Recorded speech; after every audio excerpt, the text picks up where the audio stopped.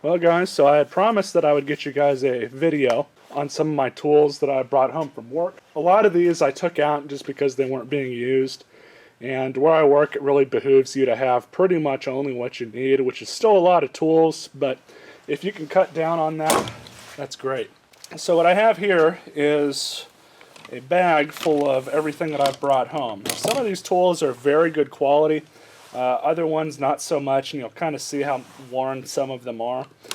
But the first thing I'm going to take out are these. These are aviation snips. Use these for cutting sheet metal. I used them at my past two jobs, don't really use them at this one, so I took these home. We have dedicated sheet metal guys at this job, so it's not really imperative that I have those. I also had a full kit of Klein screwdrivers that my dad had given me one year for Christmas, so I took a couple more of those home that I wasn't using, and that's what these are right here. So these will be used here at the shop. This is the particular ratcheting screwdriver that I had told you guys about in the Snap-on video with all those other tools I bought. I've replaced this thing 6 times, not because it's broken, but because I've literally worn them out.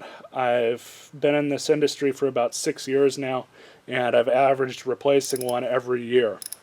So these are fine to use here, or home use and stuff like that, but many hours a day, 5 days a week, they don't really hold up that well. And yeah, you can return them, but it's kind of a pain in the ass and a hassle, especially if it breaks halfway through a job. So I ended up bringing this back to the house because I got the standard size Snap-on one and the stubby sized Snap-on ratcheting wrenches, and I've been very happy with those so far. So this one should do just fine for here. I'm not going to get rid of this one. I also took home some of my smaller plier set, which I don't really use all that much. I haven't really used these mini duck bills all that much, but I used this one quite a bit at my last 2 jobs. And you guys can kind of see some of the wear that's on the jaws there. These were great when I first got them. I mean, they're about 6 years old, but they've held up okay. Some of them better than others, but I've also got the bigger sets. I have a pair of channel locks here that's from Cobalt. You guys can see how much I've used these things, and I've really just kind of worn these out. They still work, and they'll be fine for here, but another issue I've had with these is the handles have come off, so I've had to stick RTV inside of the handle after I pull it off and kind of glue it back on. But this has been a good tool. It's always good to have a few of these lying around, and at work I think I've got just 2 now, the Snap-on pair, and then I have a larger Pittsburgh pair, which is about that long, from Harbor Freight. And they're just great tools to have. Keep those here. And then this is another one that's kind of worn out a little bit. And it's gotten a decent amount of use over the years, but this is one of the tools that I did elect to take home because in that Snap-on pack that I got, it came with a pair of pliers like this, so I decided to take these home. They'll do fine here as well. Here is some of the other ones. This one I didn't use that much. This is a pair of lineman pliers. I mean, in aviation you're not going to really use these aside from maybe cutting long cables and stuff like that. But I mean, even then, you don't really cut anything of that gauge. So I decided to take these home as well. And then a pair of regular and offset needle nose. These have seen a lot of use, but I have a couple pairs of these in the box, and I use my longer pairs from Harbor Freight a lot more than these, so I decided to take them home. The Snap-on kit also came with a regular pair of needle nose like this. But over the years I have used these. You can kind of see the jaw is a little worn down, and there's scratches and scuffs all over it. You don't really realize how much you use your tools until you start looking at them. But a little bit of slop in this one, not too much, it's not too bad. This one has about the same.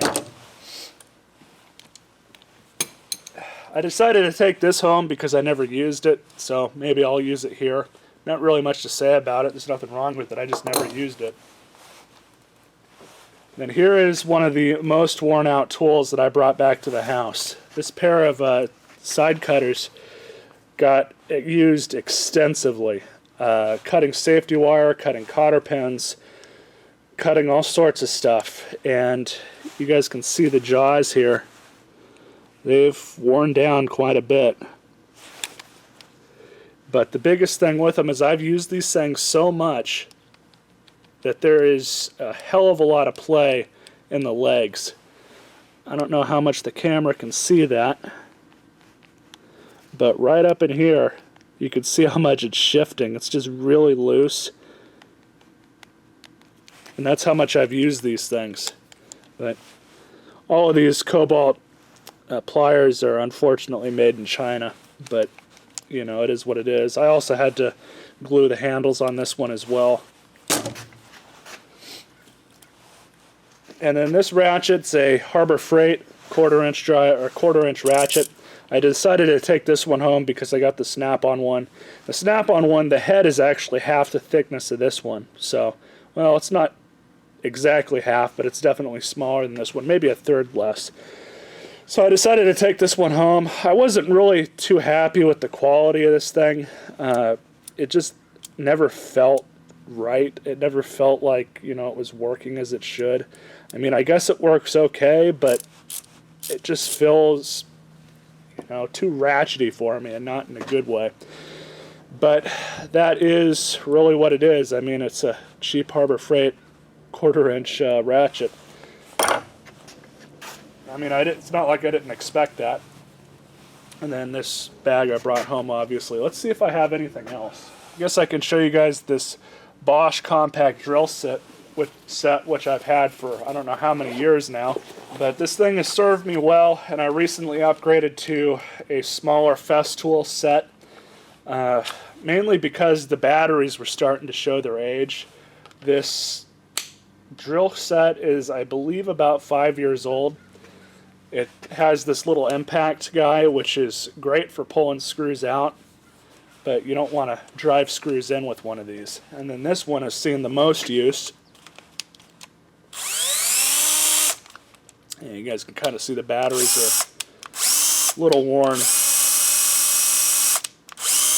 started to do that about a year or two ago, where it would just take a second to kick over, but you know, largely I've been really happy with both of these. And this one has been used a lot, but it'll work great for around here. That's where I plan on using it.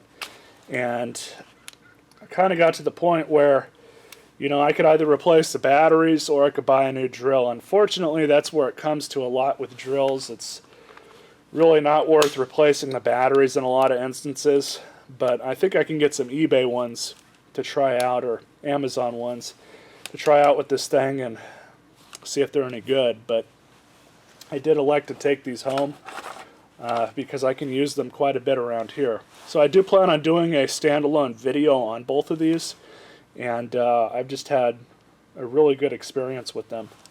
They have these lights on the end too, which is really nice. So I hope you guys enjoyed this quick video. I could have sworn I brought home more tools, but I guess I did not for whatever reason. I could have sworn I did, but anyways.